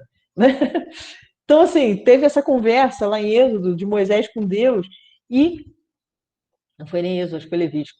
E, aí, e esse Moisés, né, essa relação, que eu creio, essa relação de uma vida integral, tudo está diante dele, debaixo do seu senhorio. Viver senhorio de Cristo, cara. Fazer escolhas a partir desse lugar. E aí eu coloquei aqui nessa ideia, essa divisão entre uma vida secular e uma vida integral, daquele que tudo é para Deus, tudo é dele, tá? Ah, desculpa, eu coloquei aqui essa dimensão salvífica, né? Redenção, salvação, regeneração, dimensão de senhorio, governo total, vida de escravo, que você e eu fomos chamados para viver. Dimensão salvífica, tira o homem do pecado, né? Da dimensão da ação salvífica de Cristo. A dimensão de senhorio faz a gente viver em santidade, viver debaixo do seu senhorio. A salvífica garante a condição de filho. Essa dimensão de andar debaixo do senhorio, do governo de Cristo, faz com que a gente viva como filho do reino, no dia a dia da vida. A dimensão salvífica recebe a vida eterna de Deus. A dimensão de senhorio vive a eternidade hoje, através da ressurreição. E aí tem um outro entendimento que eu queria que a gente tivesse, né? Que a gente chama de a lógica da vida e da morte. Em Gálatas 2:20 diz assim: assim já não sou eu quem vive, mas Cristo é quem vive em mim. E esta vida que eu vivo agora, eu a vivo pela fé no Filho de Deus, que me amou e se deu a si mesmo por mim. João 5,56. Quem come a minha carne e bebe o meu sangue, vive em mim e eu vivo nele. Romanos 8,10. Mas se Cristo vive em vocês, então, embora o corpo de vocês vá morrer por causa do pecado, o Espírito de Deus é vida para vocês, porque vocês foram aceitos por Deus. Se Cristo vive em vocês, olha aí, se Cristo vive em vocês, vive em mim e eu vivo nele. Olha como a gente está falando de algo fundido, de um domínio, num bom sentido dessa palavra domínio que a gente já falou lá atrás no início da aula. Gente, desculpa, eu sabia que eu esqueci do intervalo? Fui embora direto, sorry. Vamos embora, vamos continuar. Desculpa, turma. Assim, já não sou eu quem vive, mas Cristo é quem vive em mim. Paulo está construindo esse entendimento do que é Cristo vivendo em mim. A vida de Cristo é a vida que eu vivo. Eu não vivo a minha, tá? E o que isso quer dizer? Que a gente está falando da lógica da vida e da morte. O que isso quer dizer? Cristo vive em mim, a vida que eu vivo não é a minha, é a dele, sabe? O que é isso? O que isso quer dizer? Vou ler para eu ser bem concisa aqui. O homem recebeu a vida, que é a autoridade para existir, lá no Éden, mas ele a perdeu, porque o salário do pecado é a morte. Então o homem perdeu a vida, entregando ao domínio da carne, que é sujeita a Satanás. Cristo, então, por meio do sacrifício da sua própria vida, a toma de volta, restabelecendo o domínio sobre a vida e a morte. Sendo assim, o homem não tem uma vida, ele tem a morte. Condenação. A tendo recebido como pagamento pelo pecado. Então, o salário do pecado é a morte, a condenação. Opa! Então, eu e você não temos vida fora de Cristo. A única forma de restaurá-la é através de Cristo, que é o dono da vida, que é a vida. Ou ainda, é a vida, né? Eu já botei aqui. O homem tem uma dívida de vida para com o eterno. E somente através de Cristo ela pode ser paga. Pensa comigo. Deus é o dono da vida. Vida de Deus. Deus foi lá, soprou nas narinas do homem Zoé, que é vida de Deus. Ele foi lá e soprou vida. Pá! Ok. O que ele deu ao homem? A essência dele, vida. Ele deu vida para o homem, autoridade para existir, para funcionar no mundo. Enfim, vou entrar em pormenores. Mas quando Deus falou para o homem, olha, se você comer da árvore do bem e do mal, certamente morrerás. E aí as escrituras falam, o salário do pecado é a morte. Então, quando o homem, a humanidade, o homem ali no Éden, representando toda a humanidade, peca, que a gente chama na teologia de pecado original, ele se coloca numa condição, na condição de morte, na condição de condenado, de condenação. Sabe aquela historinha que a gente fala para as pessoas? Ô, meu amigo, tudo bem? Olha só, eu vim aqui falar de Jesus para você. São dois caminhos. Você pode escolher.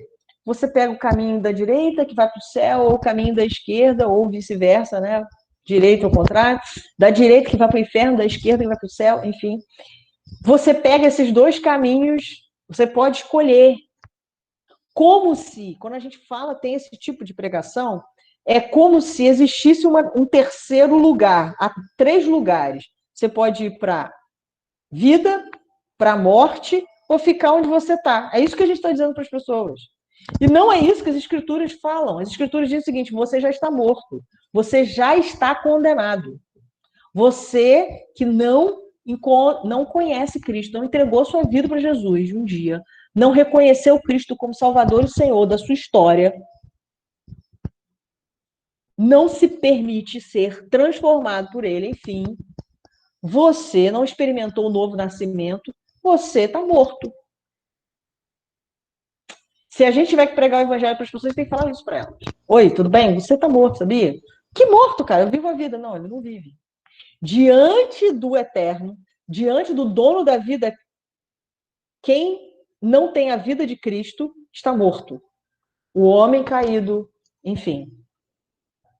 E há uma condenação, há uma dívida, é isso que a Bíblia fala. Paulo fala, uma cédula de dívida. Há uma dívida sobre nós. Que dívida? A dívida da vida que Cristo entregou. Então, esse homem condenado, ele pode, através de Cristo, sair desse lugar de morte e acessar a vida. Uma vida que não é dele. Porque o que Deus deu para ele de vida, ele desperdiçou. Ele jogou fora. É a vida de Cristo que ele pode ter agora. Estão entendendo? É a vida de Cristo que eu e você podemos ter. A vida que eu vivo não é a minha, é a dele. E aí, através da vida dele, a dívida de vida que eu tinha, que você tinha, que é a humanidade, né? Com aquele que é salvo, tinha, foi rasgada. E eu não tenho mais uma dívida de vida. Estão entendendo? E aí, o que eu faço com a vida que não é minha, mas que é a dele, que eu estou vivendo? O que eu faço com essa vida? Eu vivo para ele. Foi isso que Paulo encontrou. Paulo falou: eu não. Cristo vive em mim. Não sou eu mais quem vivo, mas Cristo vive em mim. Quem ele está falando? Não sou eu mais quem vivo, aquele cara que vivia de acordo com seus próprios conselhos, debaixo da influência do império das trevas. Não, esse cara era o cara morto. Eu hoje vivo Cristo, a vida de Cristo em mim. A cédula de dívida que existia sobre mim não existe mais. Ela foi rasgada por Cristo, a partir do momento que eu entrei na vida dele. Eu entrei na vida de Cristo, você entrou na vida de Cristo.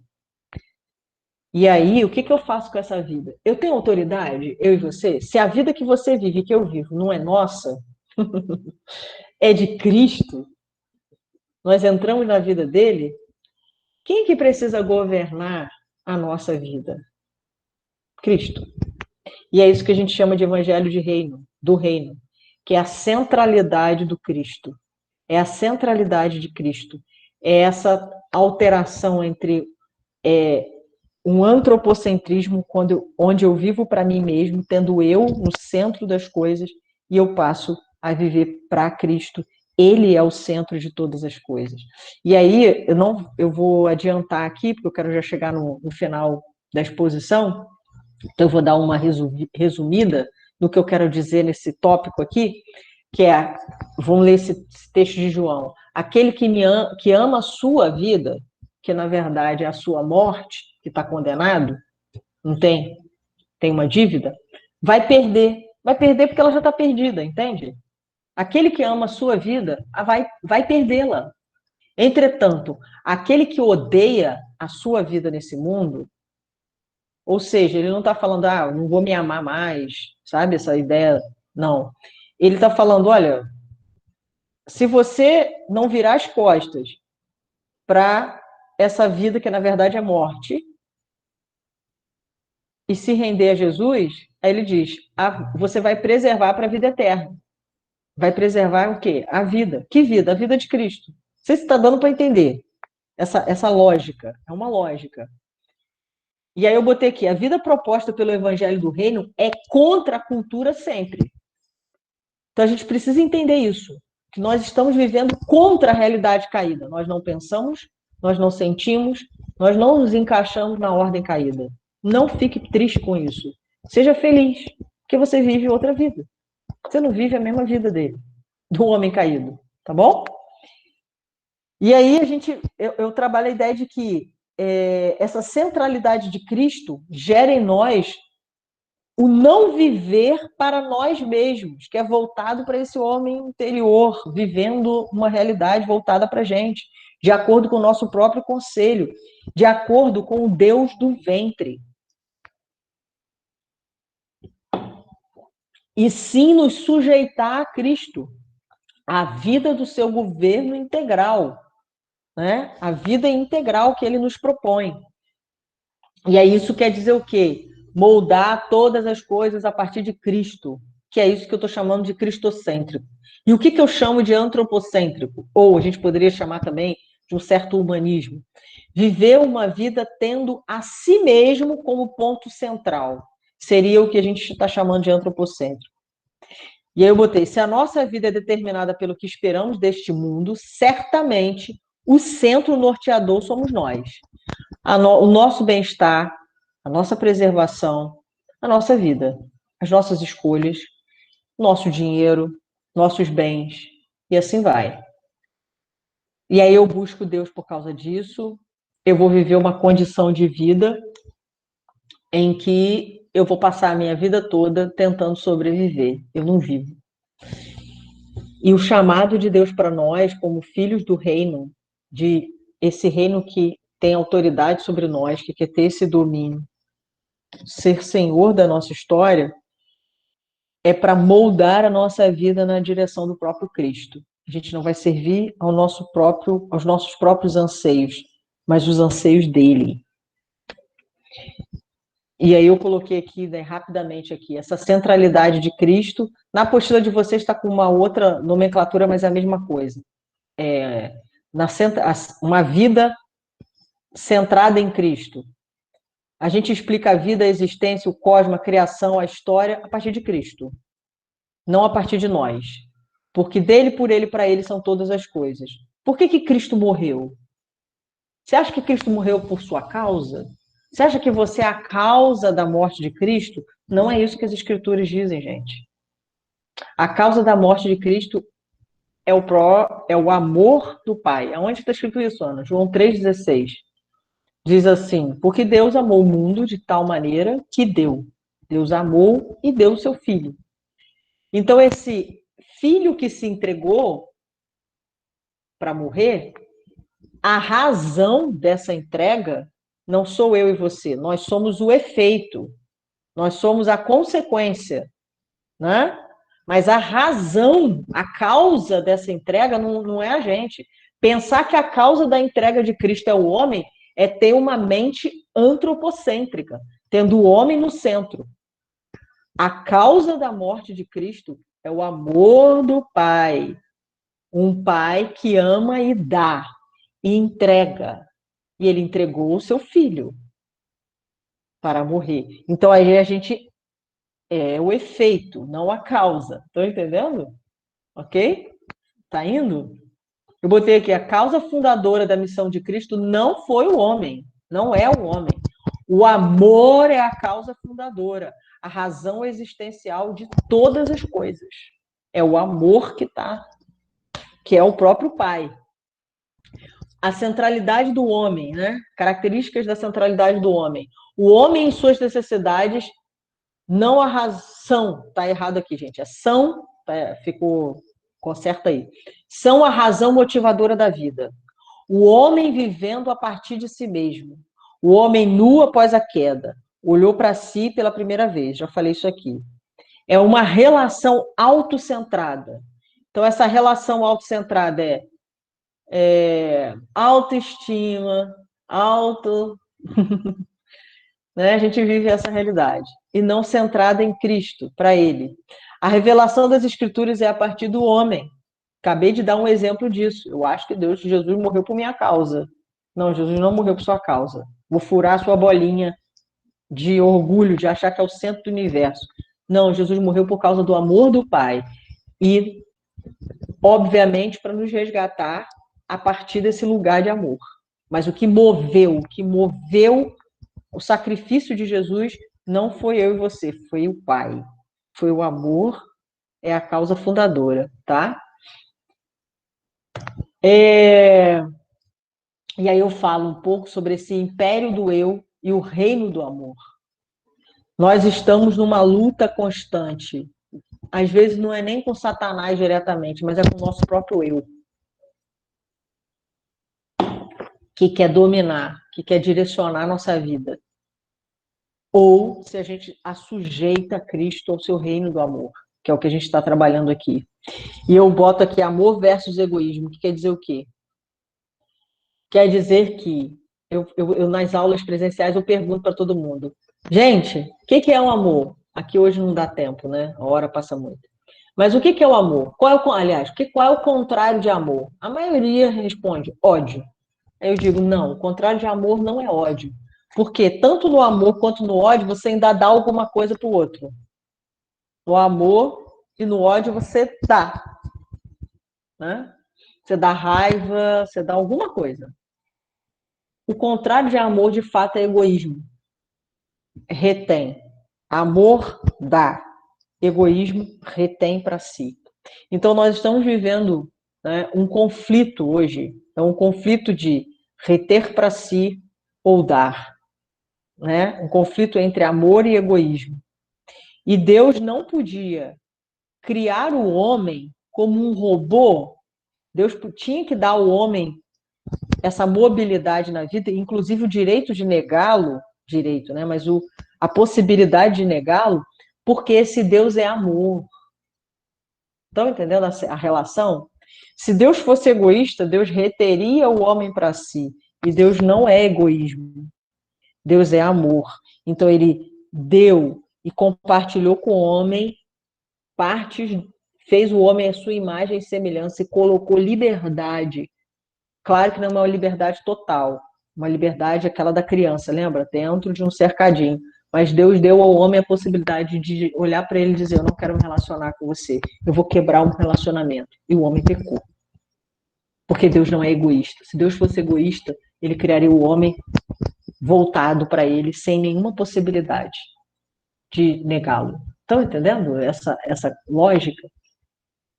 Então eu botei aqui: a proposta do evangelho do reino é a entrega total para Cristo, de forma integral, comprometendo tudo: família, vontade, planos, mesmo as coisas que se deseja que sejam mais legítimas.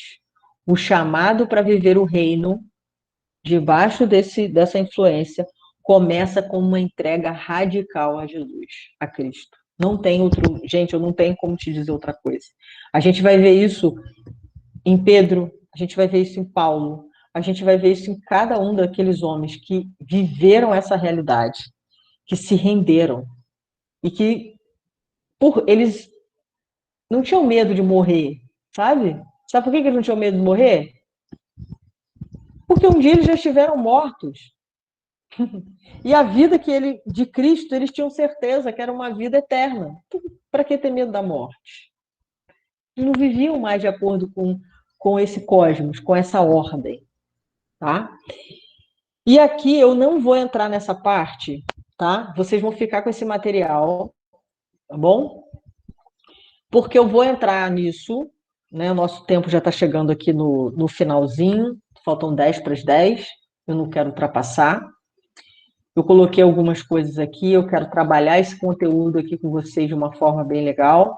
Então, eu vou fazer o seguinte, eu vou deixar essa última parte desse material para a gente trabalhar quando a gente for ter aula no próximo módulo, que junta com essa, uma aula que eu posso juntar com essa, que é uma aula sobre o Sermão do Monte, né? O Sermão do Reino, sobre a legislação do reino, ou seja, como que o reino funciona. Nós vamos ter essa aula lá na frente, tá? E aí eu vou juntar com essa parte aqui, que é esse reino de sacerdotes, que é o governo da vida integral, ou seja, esse homem que vive a proposta do Evangelho do Reino, que é a entrega total para Cristo, vive de forma integral, comprometendo tudo para Cristo, ele é sacerdote. O nome desse sujeito se chama sacerdote, que é o que a gente chama de governo da vida integral. Toda a minha vida, que não é minha, que é de Cristo, mas toda a vida, diante da face dele, eu vivendo de maneira integral. Não estou falando de ministério integral, até porque eu acredito que eu vivo ministério integral quando eu vivo debaixo do governo da vida integral de Cristo, tá? Toda a minha vida está debaixo da influência e do senhorio de Cristo. E aí eu vou deixar essa parte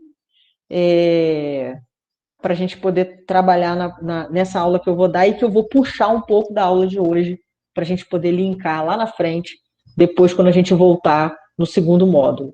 E aí, só para a gente terminar aqui, proclamando e vivendo o evangelho do reino de Deus. Redenção para o homem em todas as áreas da sua vida e, se a gente pode dizer áreas da vida, né, mas toda a sua vida e da própria criação por meio do sacrifício de Cristo. Então, essa é a nossa proposta quando a gente fala de reino de sacerdotes, governo da vida integral. É tudo para Ele, por Ele, tudo voltado por intermédio dele, feito por intermédio, né, proclamando e vivendo o evangelho do reino de Deus, que é a redenção do homem em todas as áreas da sua vida.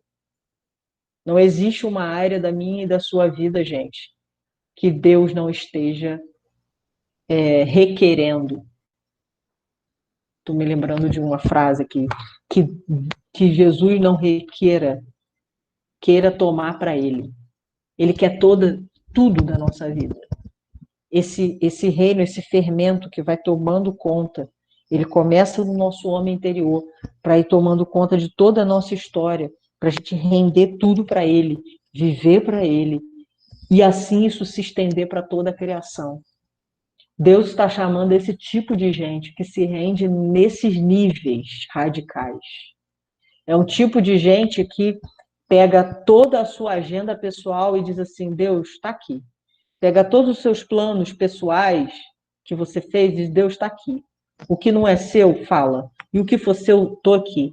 Eu sou capaz de largar profissão, emprego, salário alto, qualquer coisa, se eu tiver uma palavra clara do Senhor numa certa direção. É esse tipo de gente que anda conforme a presença e a voz de Deus. É esse tipo de gente que a gente está chamando de sacerdote e de gente que vive um governo da vida integral, que Jesus faz parte de tudo, dos seus fracassos, dos seus sucessos. Jesus está lá. Tudo é dele, tudo é para ele. E aí eu queria terminar a gente orando sobre isso. Eu vou sair aqui da apresentação.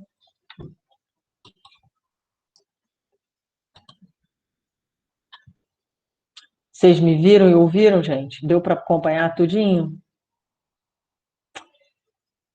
Amém. Eu espero que tenha alcançado seu coração essa exposição das escrituras do reino. Porque assim, a gente crê mesmo que esse reino ele começa dentro de nós. Jesus falou isso, o reino está dentro de vocês. Às vezes a gente pensa que o reino está ali, está lá, não está. O reino está dentro de nós. O reino está na sua história, na sua vida. O rei do reino te conhece. O rei do reino está pedindo tudo. E nesse tempo da história, dar tudo para ele é a única coisa que nos resta. É tudo ou nada, tá? É tudo ou nada. Nós estamos vivendo um tempo da história do tudo ou nada. Ou você dá tudo para ele, deixa ele modificar. Talvez ele vai bagunçar sua vida, ele vai bagunçar seus planos. Às vezes você está com a vida toda certinha, assim, e a hora que você fala assim, Deus, estou aqui de novo, Pai. Estou nesse lugar de rendição de novo. Eis-me aqui. Me arrependo. Lembra que eu falei, o arrependimento é algo contínuo? Não é um dia que você fez lá na sua vida? É hoje, amanhã e continuamente? É você virar para ele e falar, Pai, estou aqui. Eu não tenho mais vida. Pedro declarou isso, né, quando ele falou. Não, não, não. Pedro falou, mas... Ih, fugiu aqui. Alguém me ajuda aí. Ajuda os universitários. Pedro, vou abrir a Bíblia. Se eu queira falar a frase certa, perdi Para o onde início. eu irei se só tu Obrigado. tens Para onde eu palavras de irei? vida Perdi o eterna? para onde eu irei. Valeu. Eu ia falar só um pedaço da vida eterna. Para onde eu irei se só tu tens? De alguma forma, Pedro deu de cara com essa coisa ali diante dele. Para onde eu vou? Não tem para onde ir, se só você. Cara, enquanto eu e você tivermos para onde ir, a gente não vai viver essa entrega radical para Jesus. Enquanto você achar que você tem uma vida, enquanto a gente achar que a gente tem uma vida e que a gente é senhor dela, porque isso é uma farsa, mas enquanto a gente achar isso, nós ainda não vamos viver a radicalidade do governo de Cristo na nossa história, desse senhorio. Você vai talvez viver a expressão do Cristo Salvador, mas não do Senhor, na sua totalidade. E Ele está nos chamando para esse lugar. Eu quero orar pela sua vida, por favor. Vamos orar aqui. Você que está aí, que ainda ficou até o finalzinho aí com a gente. Vamos orar? Pai, eu quero te agradecer por esse tempo. Eu quero te agradecer porque a tua palavra, o teu evangelho, ele entra em regiões do nosso coração que nem a gente é capaz de traduzir. E a minha oração hoje sobre mim, sobre os meus irmãos, é que essas verdades, isso que a gente trabalhou juntos aqui, elas penetrem como semente de mostarda no nosso coração, no nosso interior, nos transformando segundo a imagem de Cristo, nos fazendo sacerdotes que doam tudo, que não estão presos a nada desse mundo, que vivem segundo o Senhor, segundo Cristo. Isso não quer dizer, Pai, que a gente não vai poder ter uma faculdade, uma profissão, mas nada disso nos governa, nada disso.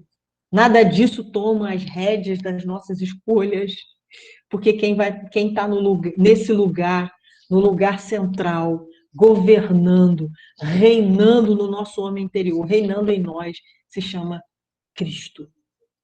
As suas direções, a sua agenda. Pai, eu oro para que os meus irmãos não apenas compreendam com as suas mentes, mas recebam em seus corações, de uma forma transformadora, as verdades das Escrituras que nós estamos trazendo quinta após quinta nas nossas aulas. Que isso, no final desse processo, nos transforme, nos torne, nos produza outra coisa a partir de nós. Principalmente gente, um tipo de gente que te ama de todo o coração, de forma radical. Uma entrega única, que não tem medida. Uma entrega, a vida não faz sentido, não tem caminho. Pai, arranca os nossos falsos caminhos que a gente foi criando para a gente, achando que isso dá sentido para a vida, que isso é vida. Arranca, Pai, nesse processo dessa escola de 9 meses, para que a gente viva o verdadeiro sentido. Resgate, Pai. Eu entendo que Deus vai resgatar no coração de alguns o verdadeiro sentido para o qual você existe, cara.